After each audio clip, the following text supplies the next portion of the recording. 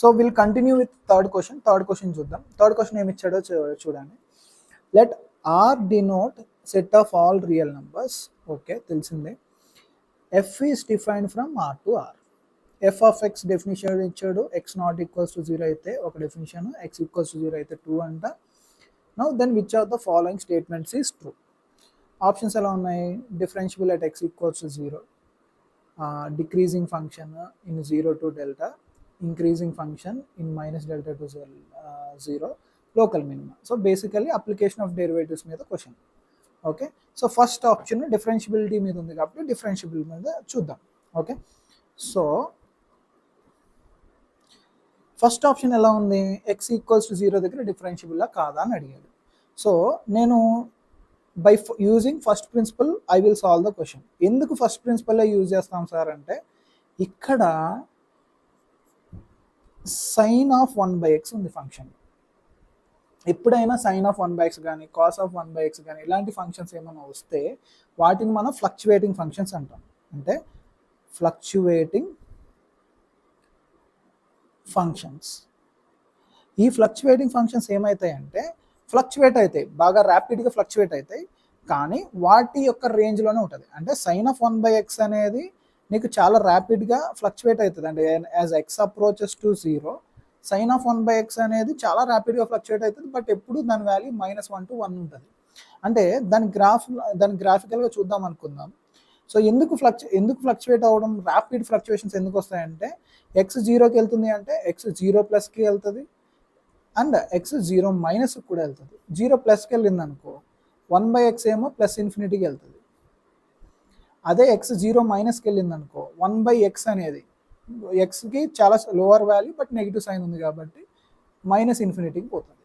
Right, అంటే ఈ 1/x value అనేది చాలా ర్యాపిడ్గా -∞ నుంచి ∞ వరకు వెళ్తుంది. సో ఇది ఎప్పుడైతే సైన్ లోపలికి వెళ్తుందో, ఈ వాల్యూ ఎప్పుడైతే లోపలికి వెళ్తుందో సైన్ వాల్యూ అనేది -1 to 1 చాలా ర్యాపిడ్గా చేంజ్ అవుతూ ఉంటుంది. అందుకోసం దాన్ని ఫ్లక్చువేటింగ్ ఫంక్షన్ అంటాం. రైట్, అంటే దాని గ్రాఫ్ చూసుకుంటే కైండ్ ఆఫ్ ఒక రఫ్ గ్రాఫ్ వేస్తున్నా చూడండి. సో ఇది y ఈక్వల్స్ టు 1, ఇది y యాక్సిస్, ఇది x యాక్సిస్ అనుకుందాం, y ఈక్వల్స్ టు -1 అనుకుందాం. ఓకే, ఈ గ్రాఫ్ ఎలా వస్తుంది అంటే ఇంకా ఆల్మోస్ట్ ఆల్ ఇలా వచ్చేస్తుంది.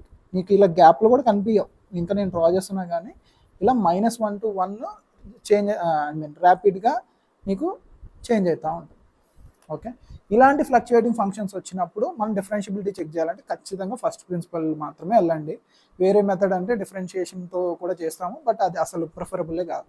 ఓకే, రాంగ్ ఆన్సర్ వస్తుంది. సో యూజ్ ఫస్ట్ ప్రిన్సిపల్ ప్రకారం ఏమొస్తుంది?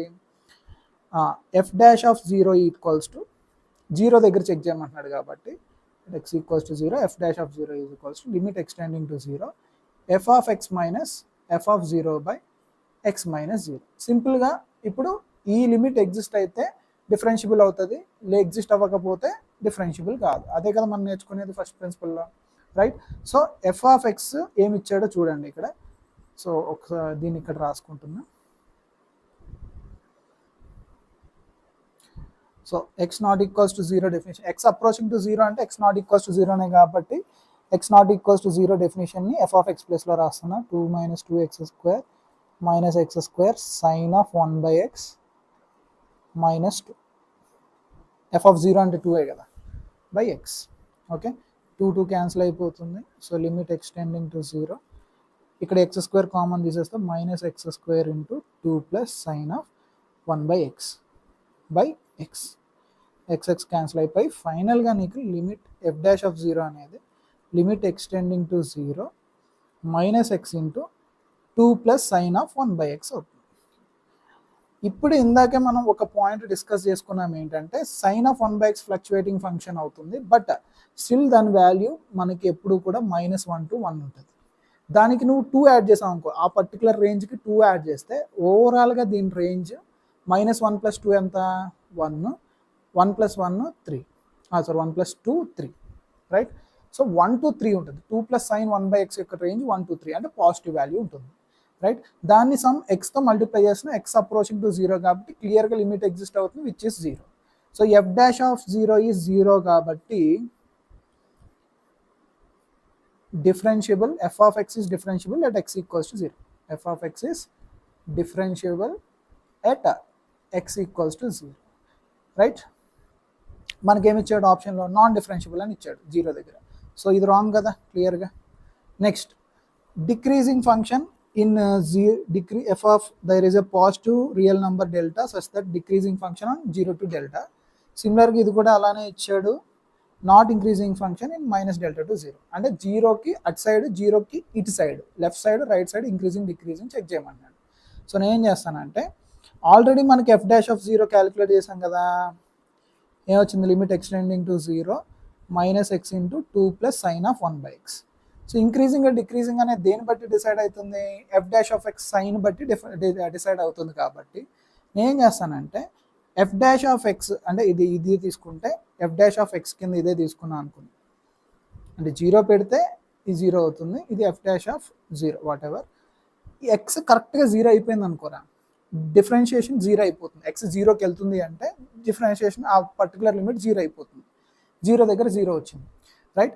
ఇప్పుడు ఇది ఎలానో పాజిటివ్, మనం ఆల్రెడీ ఇందాక మాట్లాడుకున్నాం 1 2 3 ఉంటుంది పాజిటివ్.